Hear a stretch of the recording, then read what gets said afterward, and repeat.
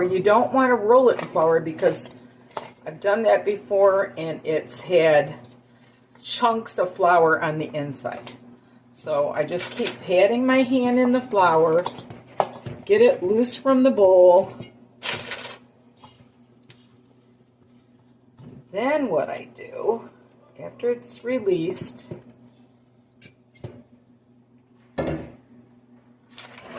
I keep patting my hands in the flour.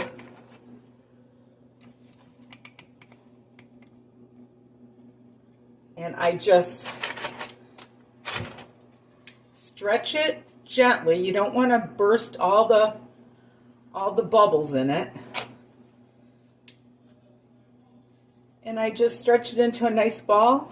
I set it in there and I put the lid on it and I wait until it raises